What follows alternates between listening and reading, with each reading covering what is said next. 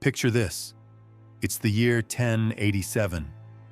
You're standing inside a cathedral, watching a king's funeral, and it's starting to go wrong in a way nobody in that room can fix. The body of William the Conqueror, once the most feared man in Europe, is bloated, rotting, and far too large for the stone coffin waiting below. The monks don't chant. They don't pray. They freeze. Then they panic. They try to force him in. They push the swollen corpse down into the grave like they're trying to shut a lid that won't close. Harder, harder. And then, pop. His stomach splits. A wave of stink, thick, sour, toxic, fills the cathedral so fast that hardened knights gag and vomit into their hands, and priests collapse mid-prayer. The air turns into poison. People stumble backward, choking, eyes watering, some of them screaming. The funeral is abandoned. The man who terrorized kingdoms, who broke armies, who rewrote history, ends as an exploding, rotting mess in front of God and everyone. But if you want to understand why his end was so grotesque, you have to see where he began. Because William didn't start life as a conquering legend. He started life as a problem. Before we dive into these forgotten stories of survival and suffering, if you like learning the hidden truths of history, consider hitting that like button and subscribing for more long-form deep dives like this. And drop a comment telling me where you're listening from, because it still blows my mind that we can explore ancient worlds together from completely different corners of the planet, connected across time by pure curiosity. Now, William. The year is 1028, Falaise, Normandy. His father is Duke Robert, powerful, respected, the kind of man who can bend nobles to his will. His mother is Herleva, the daughter of a tanner, a woman associated with leather, with dead skin, with the sharp ammonia stink used to treat hides. In the eyes of the Norman nobility, that isn't just low-born, that's filthy.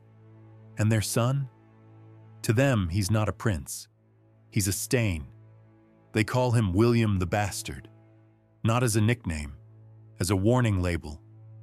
And for a while, he survives because his father is alive, because Duke Robert's shadow keeps the knives away. But in 1035, that shadow disappears. Robert dies on pilgrimage to Jerusalem, and 7-year-old William is left standing alone in a room full of predators. The Norman barons don't look at him and see a child. They see a vacancy. And the moment there's a vacancy, there's a hunt. His guardians begin to die, one after another, as if someone is sweeping pieces off a board. One is poisoned at a dinner table. Another is butchered while riding. Men who are supposed to protect the boy vanish in blood, because protecting William is dangerous and killing him is profitable. Then the nightmare reaches him directly, inside his own bedroom. William is asleep when his steward, Osborne, hears the slow creak of floorboards. Assassins. Osborne doesn't shout. He doesn't run. He throws himself over the child just as blades come down in the dark. Steel flashes. Osborne's throat is opened. William wakes screaming, drenched in warm blood, choking on the metallic smell of it, clinging to the only man left who truly loved him. That night teaches him something he never forgets. In Normandy, you don't get safety by being innocent. You get safety by being feared. From then on, William survives the only way he can, by vanishing. He hides in peasants' hovels. He moves constantly, sometimes night after night, like a hunted animal. He learns which doors open for coin, which faces can be trusted, and which smiles are just masks. And somewhere in that brutal childhood, the frightened boy begins to harden into something else. By 15, William is no longer just a target. He's a weapon. In 1047, at the Battle of Valles Dunes, rebellion rises against him. Powerful men trying to tear Normandy apart and claim pieces for themselves. William doesn't stay behind the lines. He fights at the front, sword in hand, striking men down himself, proving to every watching noble that the boy they mocked has teeth. But winning isn't enough. Not for William. He doesn't just want obedience. He wants dread. So when the town of Alençon rebels, they try to humiliate him in the cruelest way they can. They hang animal skins over their walls, beating the hides and shouting, "Work for the tanner!" A joke about his mother, a reminder that to them, he will always be dirt. William doesn't laugh. He storms the town, seizes 32 of the men who mocked him, drags them out into the mud, and orders his soldiers to chop off their hands and feet. Not just one, not just a few, 32. They're left writhing in the dirt, screaming, bleeding, staring at the stumps where their limbs used to be. And the message is clear. Insult the bastard, and you lose the body parts you used to do it. By this point, William has conquered his own duchy. He has silenced the mockers. He has built power out of terror. Now he looks across the channel, and he sees something that could erase the stain of his birth forever. England.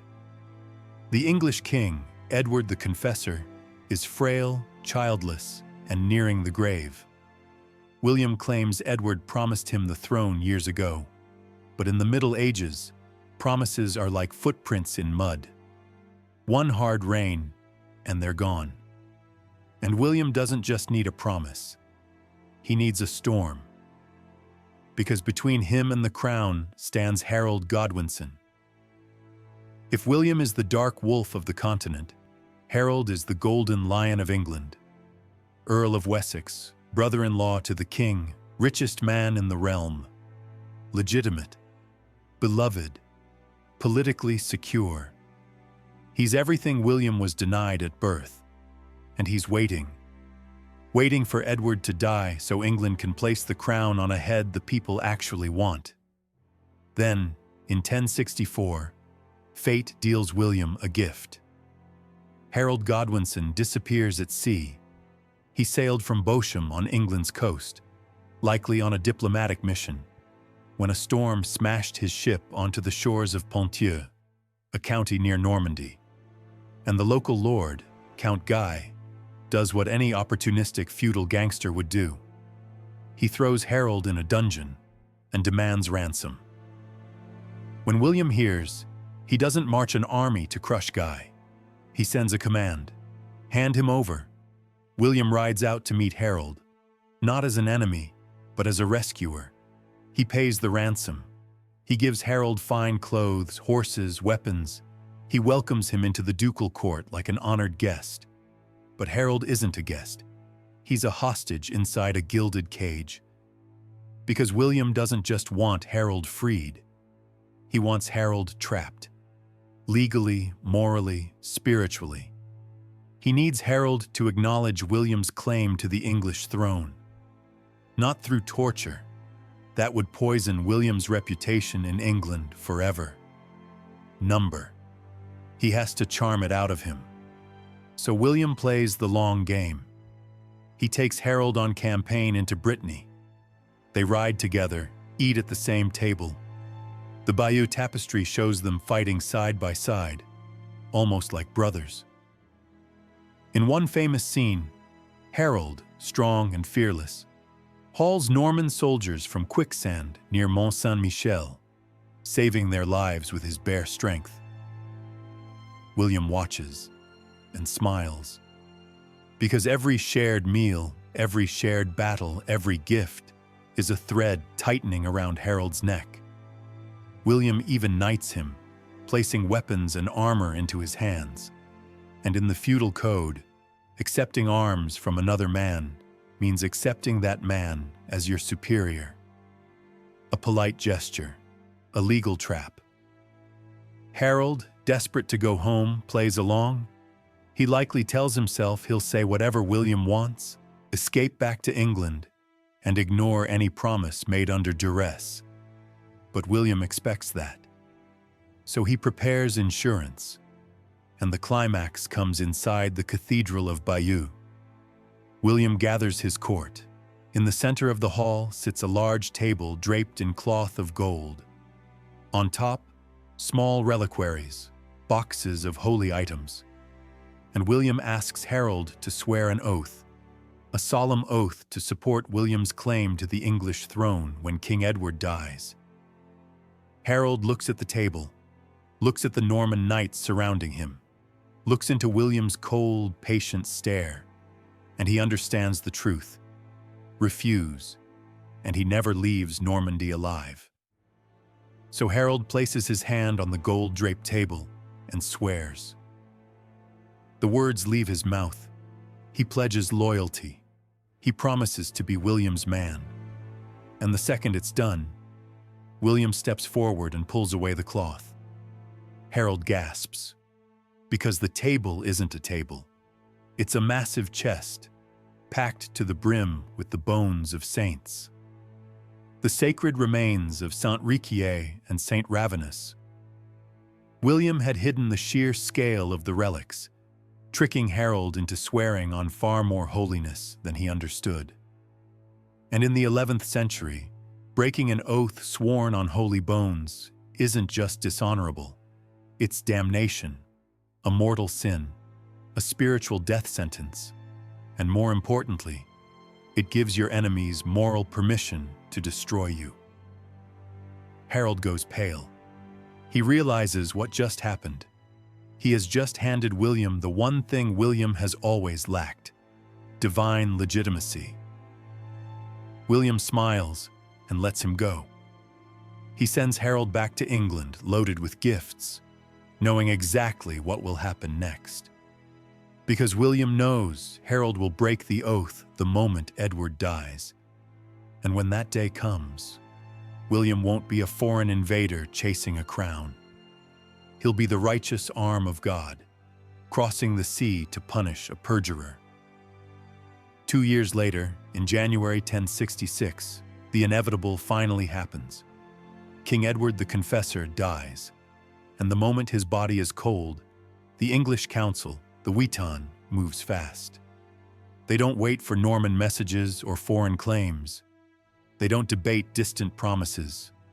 They elect Harold Godwinson as king. Harold accepts the crown, and with that single decision, he snaps William's trap shut around his own throat. Across the channel, William receives the news while hunting. People expect him to explode in rage. He doesn't. He rides back to his castle, walks inside, sits down on a bench, and pulls his cloak over his face. He stays like that for hours, silent, still, not grieving, calculating. Because Harold has just become exactly what William needs him to be, a usurper and an oathbreaker. And now, William's story turns from survival to obsession. Invading England in 1066 isn't just risky, it's insane. There's no standing Norman navy, no massive ports built for fleets, no guarantee that even a fraction of his army survives the crossing. William isn't declaring war. He's attempting the medieval version of a moon landing. Thousands of men, tons of equipment, and most importantly, thousands of terrified war horses. He has to shove all of that onto wooden vessels, cross a violent, unpredictable channel, land on a hostile shore, and defeat a fully mobilized kingdom. When he calls his war council, his own barons think he's lost his mind. They look at the channel and see a graveyard. They tell him it's impossible, too expensive, too suicidal. William doesn't argue with logic. He argues with greed. He unrolls a map of England and promises them the ultimate reward: land, titles, loot, the medieval equivalent of startup equity. Invest your ships and soldiers now, and you will become the new lords of England later. And just like that, skepticism melts. The invasion stops being a war plan. It becomes a joint stock venture. Suddenly, Normandy turns into a factory. Forests vanish as thousands of trees are felled. The air fills with sawdust, pitch, sweat. Shipwrights hammer green wood into shape day and night along the coast. These aren't sleek Viking longships built for speed. They're transport barges, floating platforms designed to carry heavy cavalry, the tank division of William's army, and the logistics are a nightmare. A warhorse eats around 20 pounds of grain a day and drinks gallons of water. Multiply that by 2,000 horses. Then add armor, weapons, supplies for thousands of men, and barrels of wine. William isn't moving an army. He's moving a city. Then he plays his final political card. He sends envoys to Rome. His argument is simple. Harold is a perjurer, an oath-breaker, a man who swore on holy bones and then grabbed the crown anyway. And the Pope sees opportunity. The English Church has always been stubborn, independent-minded. Backing William is a chance to tighten Rome's influence over England. So the Pope agrees. He sends William a papal banner and a ring said to contain a hair of St. Peter. The effect is electric. This isn't just a raid for land anymore. It's a holy mission. Men flock to William from all over Europe, Flanders, Brittany, even southern Italy. Mercenaries arrive for gold, but they tell themselves they're also arriving for salvation. And by August, the fleet gathers at Dives-sur-Mer. Then William meets an enemy he can't bribe, bully, or execute: the wind. For 6 agonizing weeks, it blows from the north, pinning the fleet to the coast, like a hand pressing down on his throat. If they launch, they'll be smashed back onto rocks or scattered into open water. So they wait, and waiting rots the army from the inside out. Men sit idle in makeshift camps. Disease spreads. Supplies meant for the campaign are eaten before the ships even sail. Bored mercenaries start deserting. Locals whisper that God is against them. They point to the sky, remembering what they saw in April. A comet, bright, eerie, a hairy star, blazing with a red tail across the heavens. To the English, it's a warning. To the Normans, it's starting to look like a curse. William watches his dream unravel on the beach, and he gambles again. He moves the entire fleet up the coast to Saint-Valery-sur-Somme, hoping for a better current, a different break in the weather. But the wind still refuses to shift. So William grows desperate. He orders the body of the local saint, Saint Valery, to be brought out of the church. A solemn procession winds through the camp. Thousands of soldiers kneel in the sand, begging the sky for mercy. William, who trusts steel more than prayer, is now pleading for a miracle. Day after day, he stares at the gray horizon, because across that water, Harold Godwinson is waiting. Harold knows the invasion is coming. He's mobilized the largest fleet and army in English history, lining the southern coast, scanning for Norman sails. It's a staring contest across the sea, and if William had sailed in August, he would have slammed headfirst into a fresh, prepared English army on the beaches. History would have ended right there. But the wind keeps blowing north. What William can't possibly know is that this delay, this curse, is the greatest stroke of luck he will ever receive. Because while he is trapped on the coast, a different storm is building 300 miles to the north. Another fleet is landing on English soil, a fleet flying the Raven banner. Vikings. While William curses the wind, that very same wind is filling the sails of another predator.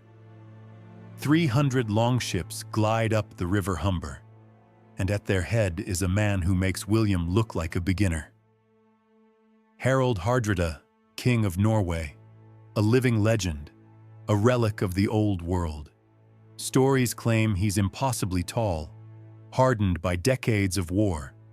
He's fought in distant lands, served in the Varangian Guard in Constantinople, and done things so violent they sound like myths.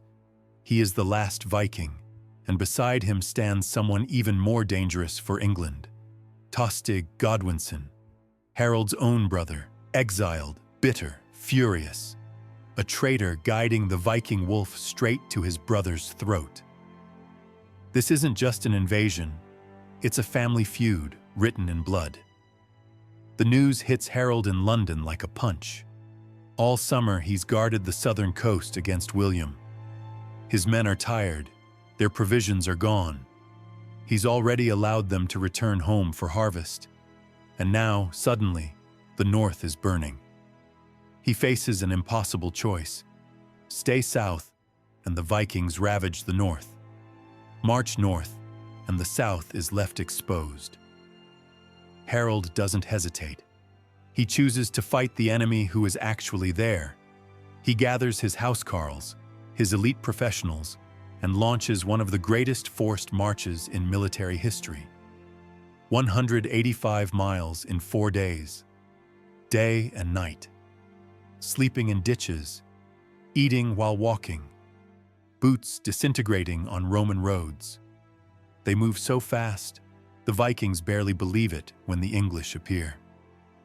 On September 25th, 1066, at Stamford Bridge, the trap is sprung. The Vikings are relaxed in the meadows on either side of the River Derwent. It's hot. They think the English are still far away. So many have left their heavy chainmail on the ships. They're practically sunbathing. Then the hills glitter with steel. Harold's army pours over the ridge like a river of ice. The surprise is total. But the Vikings are still Vikings, warriors bred for slaughter. A desperate rearguard forms on the narrow wooden bridge, buying time for the main force to assemble a shield wall. And here comes one of the most cinematic moments in medieval history. A single Viking giant, a berserker, holds the bridge alone. Swinging a massive Danish axe, he blocks the entire English army. He kills 40 men. Arrows bounce off his shield. Swords glance off his armor. He looks less like a man and more like a monster ripped from the sagas. The English can't get past. The momentum stalls. Then one English soldier does something quietly brilliant. He floats under the bridge in a half-barrel, drifting beneath the planks. He looks up, sees the Viking's unprotected groin through the gaps, and drives a spear upward. The giant collapses, the spell breaks. The English roar across the bridge. What follows is a massacre. Without armor, the Vikings are hacked apart. Hardrada is killed, an arrow to the throat. Tostig is slain. Of the 300 ships that brought them, only 24 are needed to carry the survivors home. The Viking age in England ends in a muddy, blood-soaked field, and Harold Godwinson has done the impossible. He has marched across the country and annihilated one of the most feared warriors in Christendom. He sits in York, exhausted, wounded, victorious. A feast is held. Wine flows. The relief is real. Then the doors burst open. A messenger staggers in, covered in mud and sweat. He's ridden from the south coast without stopping. The room goes silent. The wind has changed. On September 28th, 3 days after Stamford Bridge, the wind shifts to the south. William's fleet has launched. The Normans have landed at Pevensey Bay. They are burning Sussex. Harold looks at his men. They are battered, bleeding, barely standing, and they are 200 miles away from the new war. The victory at Stamford Bridge turns to ash in his mouth. He pushes away his plate, stands up, and orders the march again. History isn't giving him a break. it's setting him up for the kill. On the morning of September 28, 1066, the English coast at Pevensey was silent.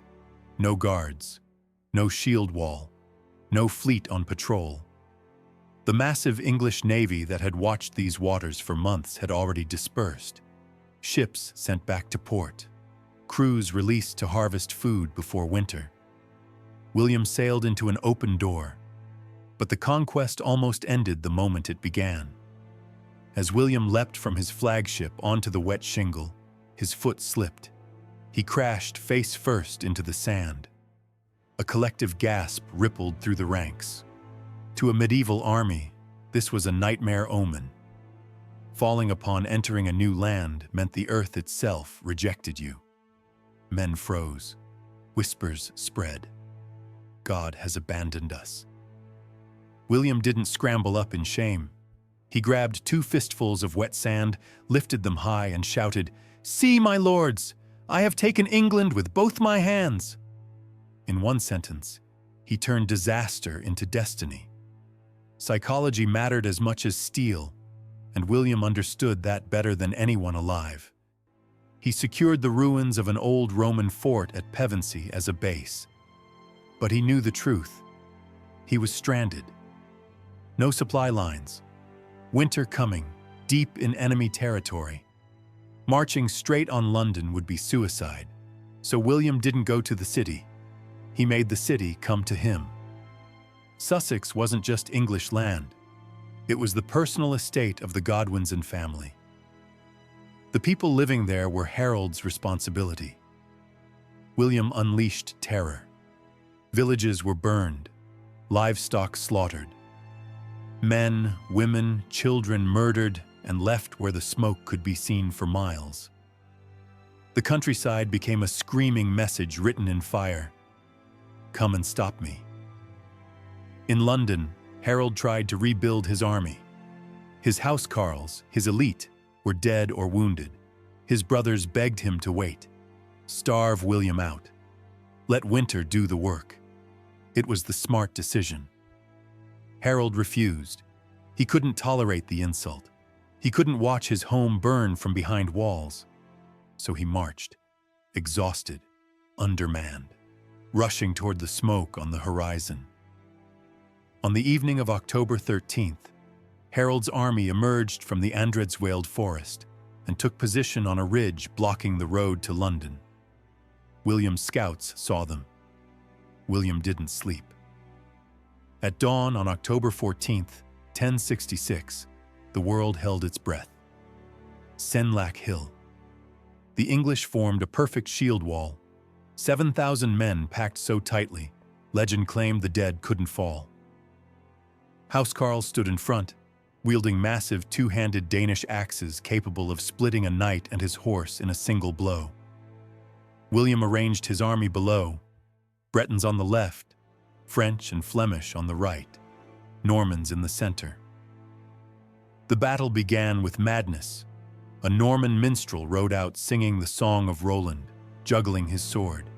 He charged alone, killed 1 man, and was hacked apart. Then the slaughter began. Arrows flew uphill, useless. Infantry charged, shattered. Cavalry thundered forward and broke against the shield wall like waves on rock. Axes came down, horses screamed, knights died. Hour after hour, nothing worked.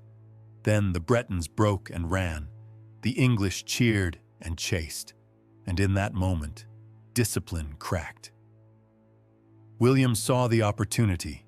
He tore off his helmet, exposing his face under enemy fire, roaring, "Look at me! I live! And by God's grace, I will conquer."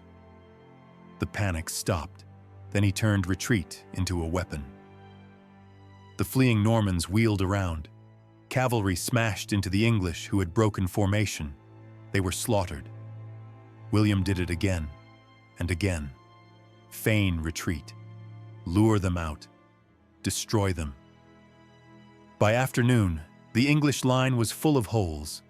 Harold's brothers lay dead. The housecarls were dying where they stood. As the sun sank low, William changed tactics one last time. He ordered his archers to fire straight up. Arrows fell vertically behind the shields like iron rain. One struck Harold Godwinson in the eye. Blinded, screaming, he didn't die immediately. Norman knights broke through and finished it. Lance through the chest, head severed, body mutilated beyond recognition. England collapsed with him. William pitched his tent on the ridge, on top of the dead, and ate his supper surrounded by corpses. The next morning, Harold's lover Edith Swanwick identified his body by marks only she knew. William denied him a Christian burial. He buried him beneath rocks by the sea. A final insult. But conquest didn't bring peace. London resisted. Gates stayed closed. Edgar the Atheling was proclaimed king. William burned a ring of fire around the city until starvation won what swords couldn't. On Christmas Day 1066, William was crowned, and chaos erupted. Norman guards panicked, mistook cheers for rebellion, and set the city on fire. William stood trembling in a smoke-filled abbey as the crown was shoved onto his head. This would define his reign. Not love, control. He built castles, stone cages, to hold England down. The Tower of London rose not to defend the city, but to threaten it. When the North rebelled, William answered with genocide. The harrying of the North erased entire regions. Crops burned, livestock slaughtered, land salted. Over 100,000 people starved. The Domesday Book later recorded the area simply as waste. By 1087, William lay dying, fat, broken, terrified of judgment. He confessed. He tried to buy forgiveness, but death gave him no mercy. His servants stripped his body. His corpse exploded at his funeral, and yet his legacy endures. If you speak English, you live in William's shadow. Beef, mutton, justice, parliament, nation. The language, the state, the world that followed, born from conquest. William was not a hero. He was a catastrophe, and catastrophes change history forever.